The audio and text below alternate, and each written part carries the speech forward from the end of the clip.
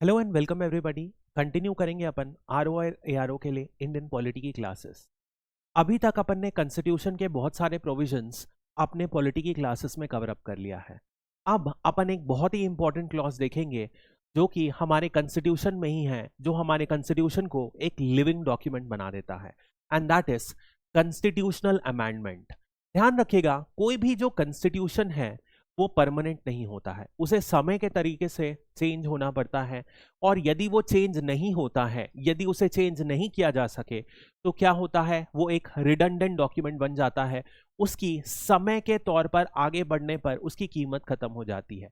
इसी वजह से हमारे कॉन्स्टिट्यूशन मेकर्स ने, ताकि हमारा कॉन्स्टिट्यूशन एक लिविंग डॉक्यूमेंट रहे, यानी कि आगे तौर पर जैसे जैसे समय बढ़ते जाए, जैसे जैसे सोशो इकोनॉमिक और ओवरऑल कंडीशंस कंट्री के चेंज होते जाए, वैसे वैसे कॉन्स्टिट्यूशन को बदला जा सके, इसलिए प्रोविजन इंट्रोड्यूस किया गया है।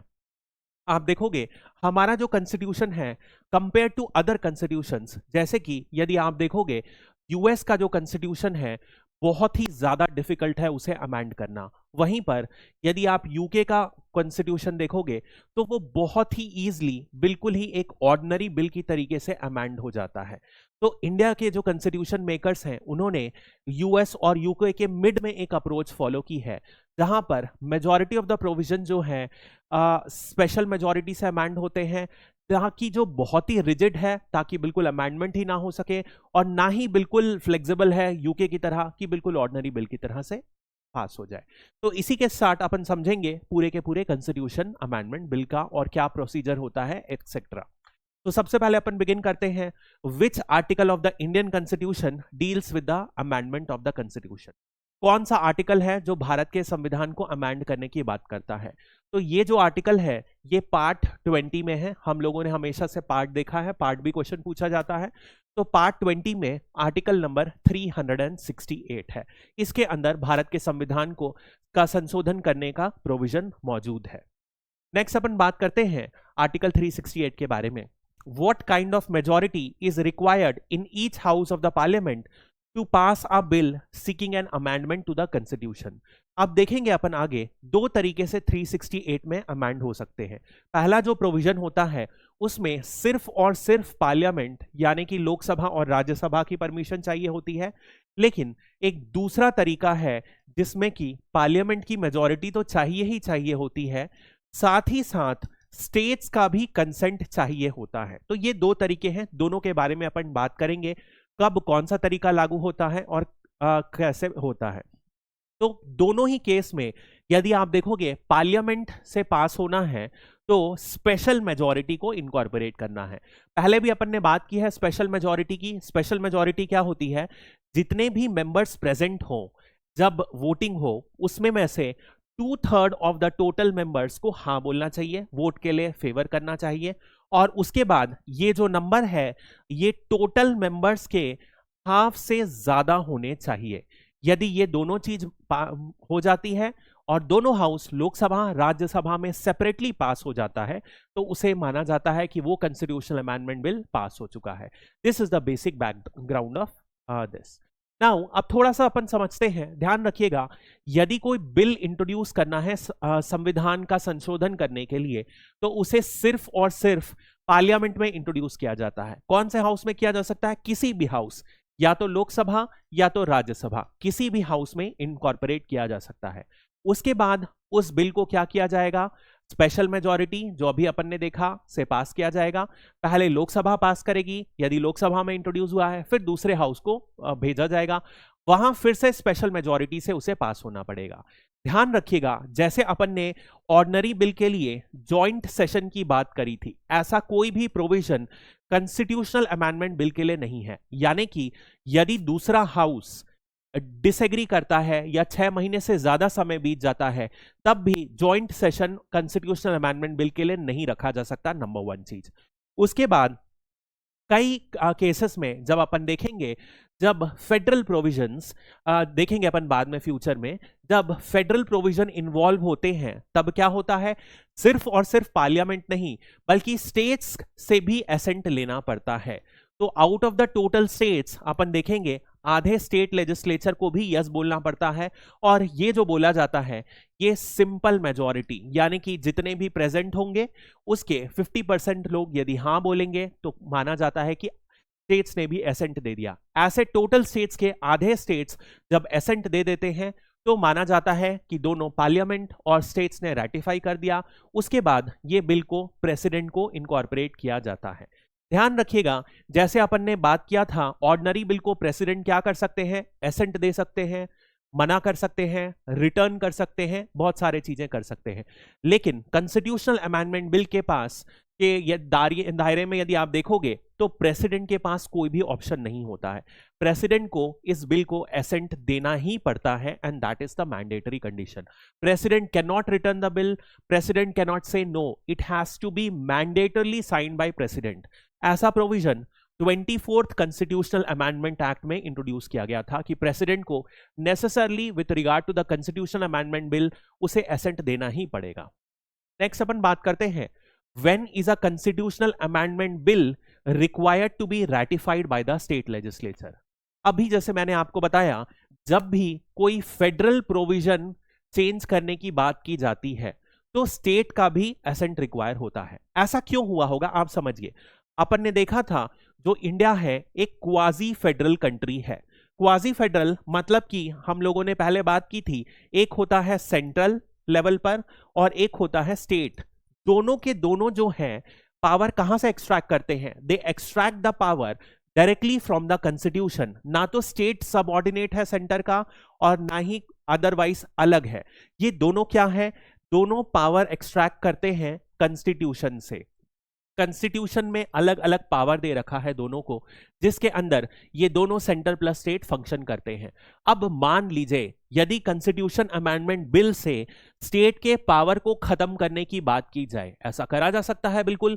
यदि कोई ऐसी गवर्नमेंट सेंटर में मेजॉरिटी में आती है लोकसभा और राज्यसभा में जो स्टेट के ही सारे के सारे प्रोविजंस को खत्म कर दे, तो आप सोचो क्या जो ओरिजिनल इंटेंशन चाहते थे कॉन्स्टिट्यूशन मेकर्स वो पूरी होगी? नहीं होगी।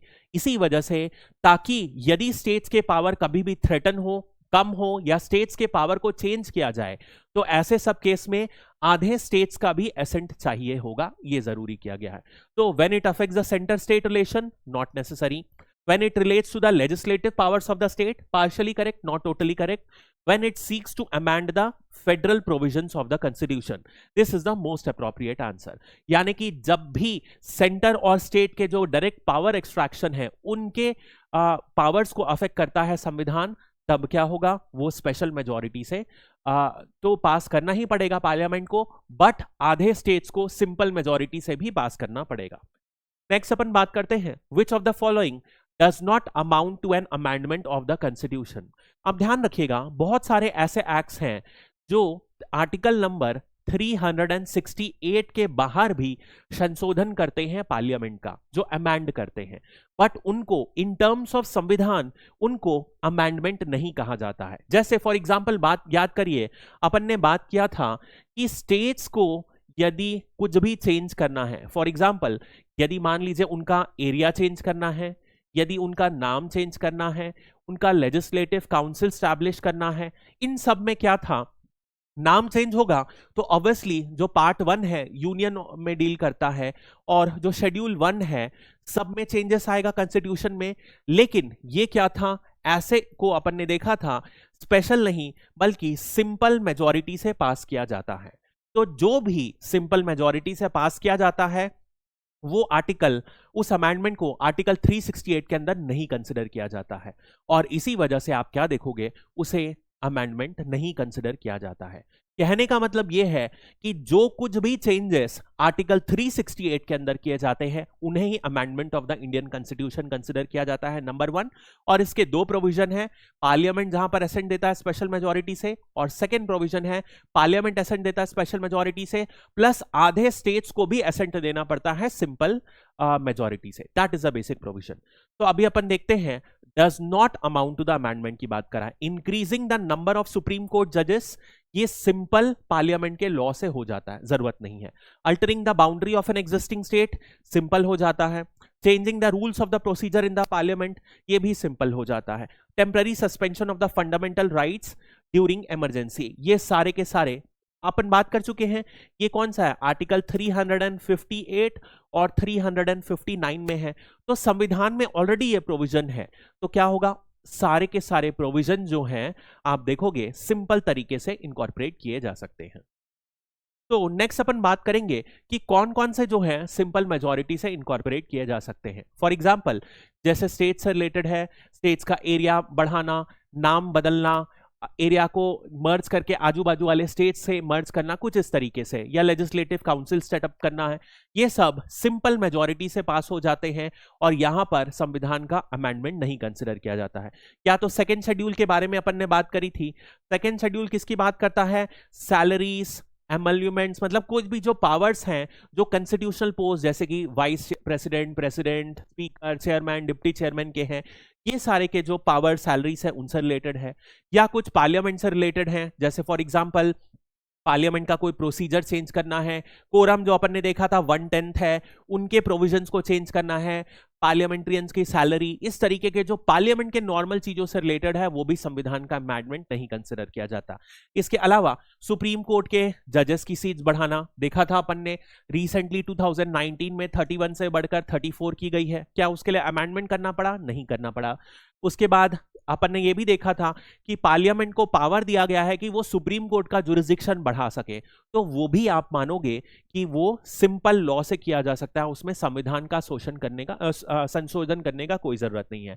इसके बाद इलेक्शंस और कुछ जैसे कि official language, 5th 6th schedule, ये सारे से रिलेटेड जो प्रोविजंस हैं इनमें भी सिंपल मेजॉरिटी से हो जाता है, इनको ध्यान रखिएगा। इसके अलावा which of the following can be amended bye a special majority of parliament, यानी कि उनमें स्टेट्स का कोई भी रिक्वायरमेंट नहीं रहेगा। तो फंडामेंटल राइट्स हो गया। फंडामेंटल राइट्स में क्या कोई फेडरल प्रोविजन चेंज हो रहा है? नहीं हो रहा है, तो इसे करा जा सकता है। ऐसे ही यदि अपन डीपीएसपी की बात करें तो directive principle of state policy में भी क्या होगा? कोई भी फेडरल प्रोविजन चेंज नहीं हो रहा है, तो इन दोनों को क्या किया जाएगा? सिंपल पार्लियामेंट के स्पेशल मेजॉरिटी से ही पास किया जा सकता है। यहां पर स्टेट्स का एसेंट नहीं चाहिए होगा। तो ये ध्यान रखिएगा, इसमें लिखा गया है कि यदि सिर्फ पार्लियामेंट का चाहिए तो फंडामेंटल राइट्स और डीपीएसपी जैसे प्रोविजन, और वो सारे प्रोविजंस जो फेडरल प्रोविजंस को नहीं करते हैं और जो सिंपल मेजॉरिटी में नहीं आते हैं, वो इस तरीके से कवर होगा। वहीं यदि अपन फॉर एग्जांपल यदि 7th शेड्यूल की बात करें, तो 7th शेड्यूल अपन ने बात किया है, यूनियन लिस्ट होती है, स्टेट लिस्ट होती है और कॉन्करेंट लिस्ट होती है।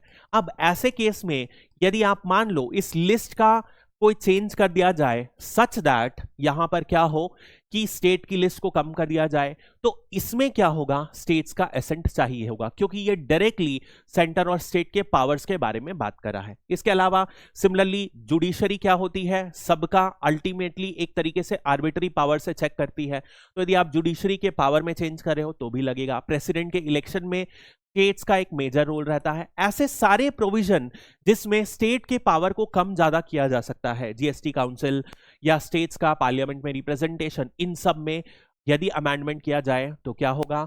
स्टेट की भी परमिशन चाहिए होगी। That is a basic idea. Next अपन बात करते हैं, अब एक बहुत ही इंपॉर्टेंट चीज आती है, यदि कॉन्स्टिट्यूशन का अमेंडमेंट किया जा सकता है तो एक प्रश्न हमेशा से उठता है कि कॉन्स्टिट्यूशन को कितना अमेंड किया जा सकता है? क्या कोई भी प्रोविजन लाया जा सकता है? यानी कि आज की डेट में फंडामेंटल राइट्स है, क्या मैं फंडामेंटल राइट्स को पार्लियामेंट यानी कि पूरी तरीके से हटा सकता है? तो ये प्रश्न अलग अलग टाइम पर उठाया गया है और पार्लियामेंट किस हद तक अमेंड कर सकता है संविधान को, ये प्रश्न का आंसर आता है basic structure of the constitution से। यानी कि ये कहता है कि पार्लियामेंट उसी हद तक कॉन्स्टिट्यूशन को अमेंड कर सकता है जो कॉन्स्टिट्यूशन मेकर्स के दिमाग में कुछ सर्टेन बेसिक फ्रेमवर्क रहा होगा। जब तक वो बेसिक ढांचा रिस्पेक्टेड है तभी तक इनकॉर्पोरेट किया जा सकता है अमेंडमेंट को। जैसे फॉर एग्जांपल सिंपल सी बात करें, जैसे अभी अपन ने फंडामेंटल राइट्स की बात करें, तो फंडामेंटल राइट देने के पीछे क्या था? एक सीधा सीधा कॉन्सेप्ट था कि एम्पावर्ड सिटीजन हमारा संविधान देना चाह रहा है और पॉलिटिकल डेमोक्रेसी को सेटअप करना चाह रहा है। यानी कि ऐसा संविधान में कोई भी अमेंडमेंट नहीं किया जा सकता जिससे कि पॉलिटिकल डेमोक्रेसी ही खत्म हो जाए। सिमिलरली यदि आप देखोगे तो हमारे पूरे संविधान में एक बात क्लियर है कि prime ministerial form of democracy है। तो ऐसा नहीं किया जा सकता कि प्राइम मिनिस्टर को हटा के presidential form of democracy setup कर दिया जाए, जैसे कि अमेरिका में हो या फ्रांस में हो। उस तरीके से नहीं किया जा सकता। इसी को कहा गया है कॉन्स्टिट्यूशनल अमेंडमेंट को basic structure of the constitution, यानी कि संविधान को कुछ भी किया जा सकता है, लेकिन जो बेसिक स्ट्रक्चर है वो संविधान का रिस्पेक्ट किया जाना चाहिए और उसी के दायरे में रहकर कॉन्स्टिट्यूशन का अमेंडमेंट किया जा सकता है। That is a basic framework. अब अपन समझते हैं इसी से रिलेटेड क्वेश्चन ये है, ये कॉन्सेप्ट किसने इंट्रोड्यूस किया था? It was part of the original constitution? ऐसा बिल्कुल नहीं था। एक्चुअली इंट्रोड्यूस कैसे हुआ था? तो ये सुप्रीम कोर्ट ने एक जजमेंट पास किया था 1973 में। एक बहुत ही फेमस जजमेंट है जिसका नाम है केशवानंद भारती केस। इस केस में सबसे पहली बार सुप्रीम कोर्ट ने बेसिक स्ट्रक्चर का डॉक्ट्रिन दिया था, जहां पर कहा था कि संविधान को किसी भी हद तक अमेंड किया जा सकता है, लेकिन उसके बेसिक स्ट्रक्चर को रिस्पेक्ट करते हुए। तो it was established through the constitutional amendment act. बिल्कुल गलत। इट इज पास बाय 2 बार हो गया। It is pass by parliament, गलत। It was a result of judicial judgement, this is correct. 1973 में सुप्रीम कोर्ट के केशवानंद भारती केस में यह जजमेंट आया था और उसी के बाद यह इनकॉर्पोरेट किया गया था। अब क्वेश्चन ये आता है कि बेसिक स्ट्रक्चर डॉक्ट्रिन क्या है? ये तो अभी अपन को समझ में आ गया, लेकिन बेसिक स्ट्रक्चर में क्या क्या आता है?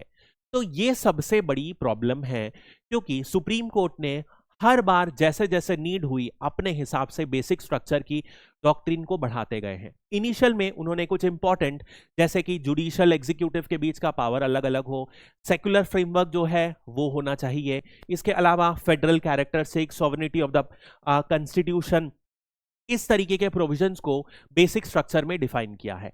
बट सबसे बड़ी यही प्रॉब्लम है कि क्या है, हमारे कॉन्स्टिट्यूशन में ओरिजिनली ऐसा कोई भी कानून नहीं था बेसिक स्ट्रक्चर से रिलेटेड, ओरिजिनली नहीं प्रेजेंट था।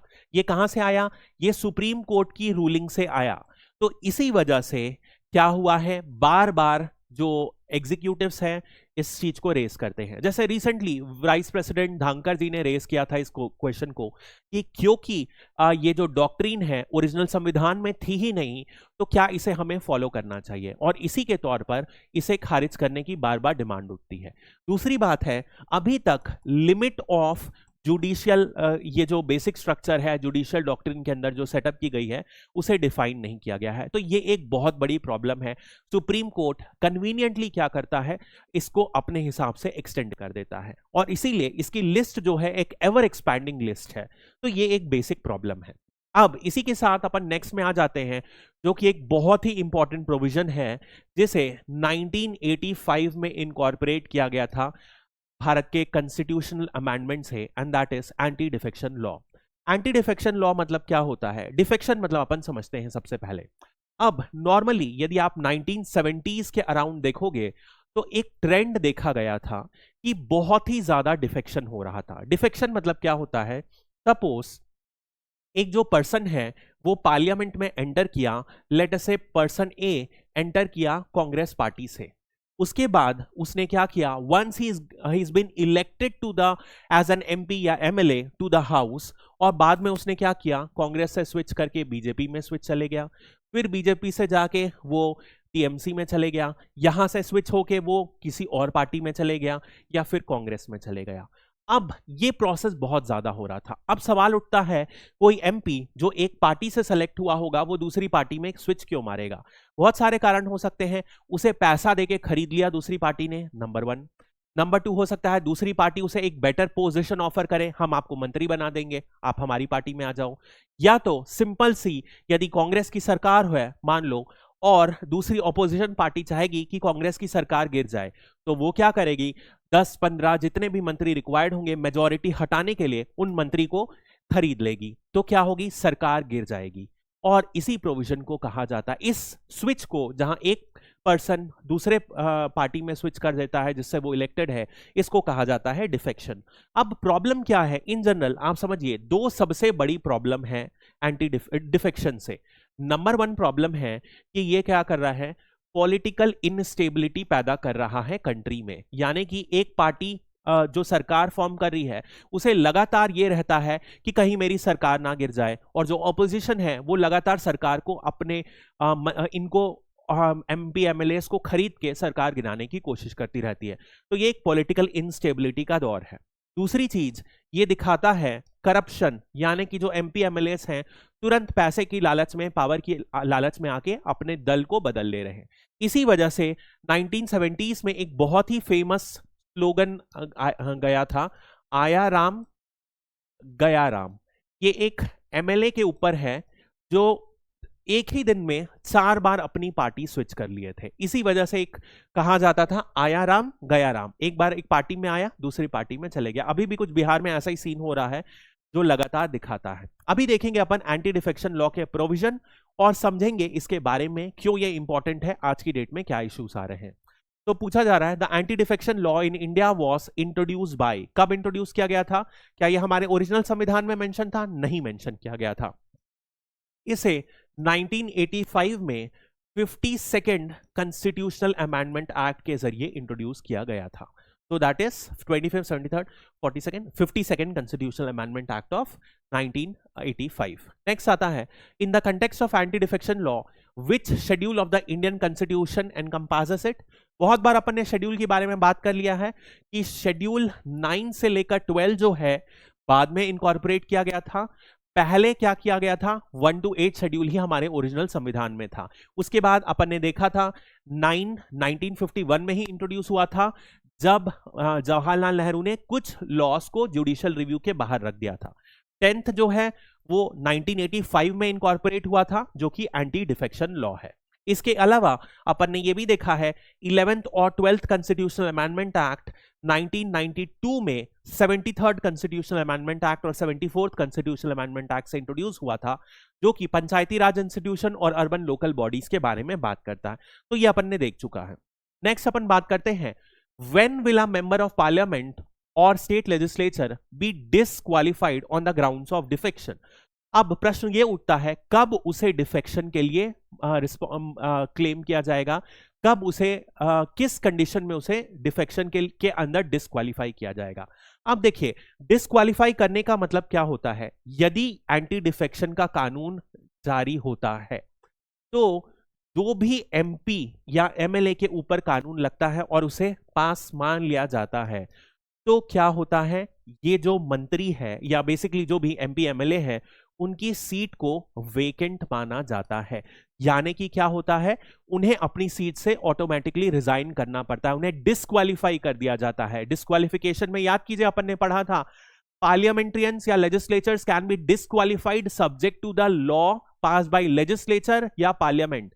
उसी के तहत क्या हुआ, एंटी डिफेक्शन लॉ पास हुआ और उसमें पार्लियामेंट्रियन या लेजिस्लेचर के जो मेंबर्स हैं उन्हें डिस्क्वालीफाई किया जाता है, उनकी सीट को वेकेंट कर दिया जाता है। यानी कि एक बार यदि यह साबित हो गया कि ये एंटी डिफेक्शन लॉ का कानून इन पर लागू है तो उन्हें डिस्क्वालीफाई कर दिया जाएगा। यदि ये किसी के मंत्री हैं तो उस मंत्री की पोस्ट भी उन्हें छोड़नी पड़ेगी, और कोई भी रेन्यूमरेटिव पोस्ट यानी जिस पोस्ट से पैसा मिल रहा है सरकारी पोस्ट, वो सारी पोस्ट एज अ मंत्री यदि वो हैं उन्हें छोड़नी पड़ेगी।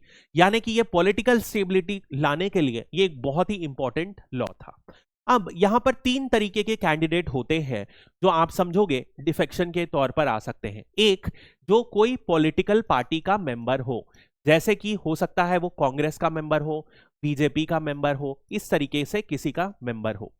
दूसरा क्या हो सकता है कि वो इंडिपेंडेंट खड़ा हो, इंडिपेंडेंट खड़ा हो जैसे कि वो किसी भी पार्टी से ना हो, खुद ही उसने इलेक्शन लड़ा इंडिपेंडेंटली, खुद ही उसका खर्चा उठाया और फाइनली उसने क्या किया, इंडिपेंडेंट अपने बदौल पर जीता। ये किसी भी पार्टी से एफिलिएटेड नहीं रहते हैं। या फिर तीसरे कैंडिडेट्स ऐसे भी हो सकते हैं जो नॉमिनेटेड हो। नॉमिनेटेड का मतलब क्या होता है, जैसे कि याद करिए अपन ने पढ़ा था राज्यसभा में 12 मेंबर्स नॉमिनेट किए जा सकते हैं प्रेसिडेंट के द्वारा। तो इन सब की 3 कैटेगरी में कब कब डिस्क्वालिफिकेशन होगा ये आपको समझना है। यदि कोई पॉलिटिकल पार्टी का मेंबर है और वो एक पार्टी से स्विच करके दूसरी पार्टी में जाता है आफ्टर द इलेक्शन, यानी कि बीजेपी से कांग्रेस या कांग्रेस से बीजेपी में जाता है, आफ्टर द इलेक्शन, तो क्या माना जाएगा कि वो डिफेक्शन कर गया है और उसे एंटी डिफेक्शन लॉ के अंदर उसे डिस्क्वालीफाई किया जाएगा। यदि कोई इंडिपेंडेंट कैंडिडेट यानी किसी भी पार्टी से एसोसिएटेड नहीं था, उससे क्या किया गया, किसी पार्टी को वो फ्यूचर में ज्वाइन कर लेता है, यानी इंडिपेंडेंट था, बाद में उसे क्या किया गया, वो बीजेपी को ज्वाइन कर लिया या वो कांग्रेस को ज्वाइन कर लिया, तो भी उसे डिस्क्वालीफाई किया जाएगा। यदि आप इंडिपेंडेंट इलेक्शन लड़े हो तो आप किसी पॉलिटिकल पार्टी को फ्यूचर में ज्वाइन नहीं कर सकते। तीसरी कैटेगरी आती है नॉमिनेटेड।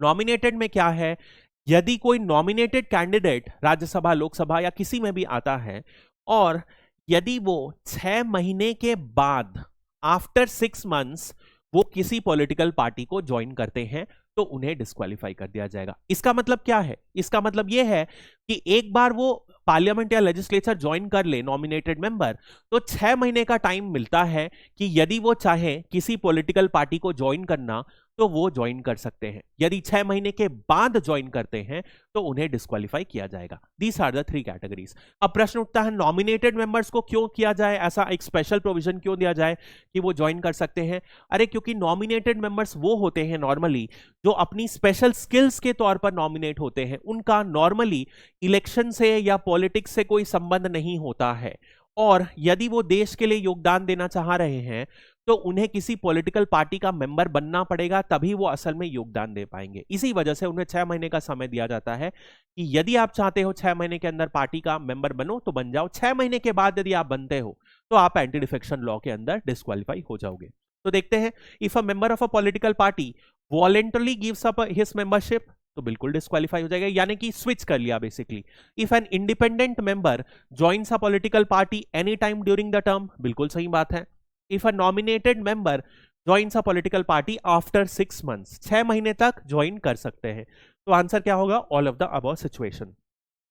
तो दिस आर द क्राइटेरिया। अब जब पॉलिटिकल पार्टीज के लोग, ध्यान रखिएगा, जब वोट करते हैं कहीं पर भी पार्लियामेंट या लेजिस्लेचर में, तो हमेशा ये माना जाता है ये जो वोट करते हैं ये व्हिप के आदेश में करते हैं। व्हिप क्या होता है, हर जो पॉलिटिकल पार्टी है फ्लोर ऑफ द हाउस, यानी कि जो उनका मैनेज करती है वहां पे एक लीडर को रखती है, उसे व्हिप कहते हैं। ये व्हिप क्या देता है, ये आदेश देता है हर मेंबर्स को। जैसे कांग्रेस का है तो वो आदेश देगा, आप इस वोट पे हाँ बोलोगे, आप इस वोट पे ना बोलोगे।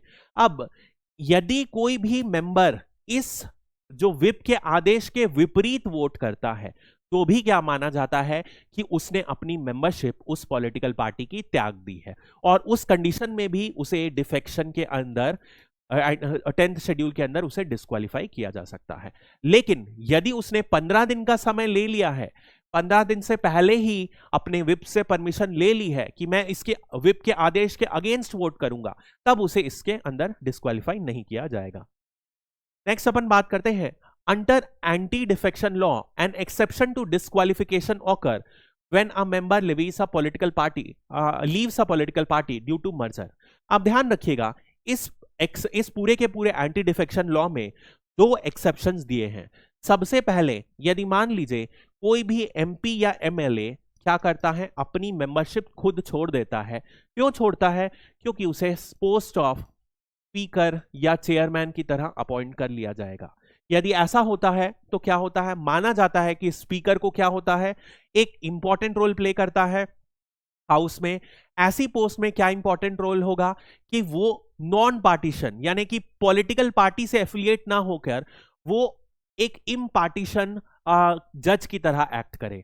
इसी वजह से यदि सुप्रीम कोर्ट ये स्पीकर या चेयरमैन अपनी मेंबरशिप को त्यागते हैं तो वो डिस्क्वालीफाई नहीं होते हैं। इनफैक्ट यदि आपको पता होगा तो यूके में एक स्ट्रिक्ट कानून है कि whoever is getting selected as a post of speaker, उन्हें अपना जो मेंबरशिप है पॉलिटिकल पार्टी का उससे रिजाइन करना पड़ेगा, तभी वो स्पीकर की शपथ ले सकते हैं। ऐसा ही एक सेकेंड प्रोविजन और है, वो ऑकर होता है मर्जर में। यदि एक पॉलिटिकल पार्टी क्या हो गई, वो दूसरी पॉलिटिकल पार्टी से मर्ज हो जाए तो क्या होता है, माना जाता है कि इसको भी कंसिडर नहीं किया जाएगा डिफेक्शन के केस में। अब प्रश्न उठता है मर्ज कब होगी, तो मर्ज होने के लिए मिनिमम से मिनिमम जो स्प्लिट हो रही है पार्टी उसके 2/3 मेंबर्स, यानी कि आप मान लो 100 मेंबर हैं तो 100 मेंबर की पॉलिटिकल पार्टी में से 67 मेंबर्स जो हाउस में इलेक्टेड हैं उनको इस पार्टी के साथ जुड़ना होगा और तब जाके क्या हो सकता है, एंटी डिफेक्शन के अंदर वो डिस्क्वालीफाई नहीं होंगे। ये दो एक्सेप्शंस इनकॉर्पोरेटेड हैं। सो what condition must be met for a merger to be recognized? क्या होगा? A merger takes place when 2/3 of the members of the party have agreed to such merger. यानी कि एक पॉलिटिकल पार्टी, ऐसा ही कुछ issue हुआ था महाराष्ट्र में, आपने देखा था शिवसेना का एक सेगमेंट टूट के दूसरी पार्टी के साथ मर्ज हो गया और इसी वजह से क्या हुआ, उनको डिस्क्वालीफाई नहीं किया गया और सीएमशिप चेंज हो गई। नेक्स्ट आते हैं, यही दो एक्सेप्शंस की बात अपन ने कर ली है। अब एक लास्ट क्वेश्चन आता है, under the anti defection law who is the final deciding authority? तो कौन डिसाइड करता है? वो डिसाइड जो करते हैं वो है presiding officer of the house. यानी कि यदि लोकसभा में इनकॉर्पोरेट करते हैं प्रोविजन तो स्पीकर डिसाइड करेगा, राज्यसभा में इनकॉर्पोरेट होता है ऐसा तो यहां पर चेयरमैन डिसाइड करेगा, वाइस प्रेसिडेंट डिसाइड करेंगे। इन दोनों के तहत क्या होता है, फाइनली डिसाइड होता है। और स्पीकर को पहले क्या किया गया था, माना गया था कि स्पीकर का जजमेंट जो है बिल्कुल ही फाइनल होगा, स्पीकर के जजमेंट को कहीं पर भी चैलेंज नहीं किया जा सकता, कोर्ट में भी। उसके बाद एक केस आया कि होतो ही लोहान केस। इसमें क्या हुआ, सुप्रीम कोर्ट ने बोला जब भी स्पीकर या चेयरमैन डिसाइड करते हैं ये पूरा का पूरा scenario under the anti defection law, तो वो एक ट्रिब्यूनल की तरह एक्ट करते हैं। और जब भी वो ट्रिब्यूनल की तरह एक्ट करते हैं, ट्रिब्यूनल का जजमेंट जो है हाई कोर्ट या सुप्रीम कोर्ट में चैलेंज किया जा सकता है। इसी वजह से ये फाइनली सुप्रीम कोर्ट के जजमेंट के तहत क्या हो गया, जो स्पीकर का जजमेंट है वो जुडिशियल रिव्यू के अंतर्गत आता है। और इसी वजह से आप देखोगे जो एंटी डिफेक्शन लॉ है बहुत बार न्यूज में रहता है। यहां पर कुछ मेजर इश्यूज हैं यदि आप इस पूरे के लॉ में समझोगे। सबसे पहले यहां पर एक कंप्लेन रेस करना मैंडेटरी है, यानी कि ऐसा नहीं हुआ कि ऑटोमेटिकली कोई बीजेपी से कांग्रेस या कांग्रेस से बीजेपी में गया तो वो डिस्क्वालीफाई हुआ। एक कंप्लेन फाइल होनी चाहिए, उसके बाद ही ये पिटीशन होगा। उसके बाद जो अथॉरिटी है वो कौन है, स्पीकर है। स्पीकर की अथॉरिटी से क्या इशू होता है, इंडिया में जो स्पीकर होता है वो किसी ना किसी पॉलिटिकल पार्टी से एफिलिएटेड होता है, तो क्या इनका डिसीजन फेयर होगा, इस पे डाउट है। तो बहुत सारे जजमेंट्स में कहा गया है, कमिटीज के रिकमेंडेशन में कहा गया है कि स्पीकर के जगह या तो ये पावर प्रेसिडेंट को दे दिया जाना चाहिए या तो किसी सुप्रीम कोर्ट के जज को दे देना चाहिए और वो डिसाइड करेंगे। इसके अलावा आप ये भी समझो यहां पर कोई टाइम लिमिट नहीं बताई गई है कि कितने समय के अंदर स्पीकर को ये जजमेंट करना है, 10 दिन के अंदर, 20 दिन के अंदर। तो यदि स्पीकर पार्टीशन बेसिस पर एक्ट करेगा और मान लो 2 साल तक एक्ट ही नहीं किया, पूरा का पूरा टेन्योर खत्म हो गया, क्या हुआ, फायदा नहीं हुआ। एक और इशू आता है, क्या इसे प्रिविलेजेस कमिटी या किसी अदर कमिटी में रिफर करना पड़ेगा, उसके बाद डिसाइड करना है, ऐसा भी कुछ मैंडेटरी नहीं है, ये स्पीकर के डिस्क्रिशन में है। तो इसी वजह से आप देखोगे एंटी डिफेक्शन लॉ समय समय पर न्यूज में रहता है और ये एक बहुत ही इंपॉर्टेंट प्रोविजन है जिसमें इनकॉर्पोरेट किया गया है हमारे संविधान में by the 52nd constitutional amendment act. इसी के साथ हमारा जो पॉलिटी के मेजर पोर्शंस हैं खत्म हो जाते हैं। इसके बाद एक और क्लास रहेगी जो डील करेगी कॉन्स्टिट्यूशनल बॉडीज के बारे में, जो संवैधानिक इंपॉर्टेंट बॉडीज हैं जिसमें अपन पढ़ेंगे जो ओबीसी से रिलेटेड, एससी एसटी से रिलेटेड है, सीएजी है, अटॉर्नी जनरल है, एडवोकेट जनरल है, ये सारी पोस्ट के बारे में अपन पढ़ेंगे और उसी के साथ हमारा पॉलिटी खत्म हो जाएगा। तो that's all for this class. Thank you and have a great day.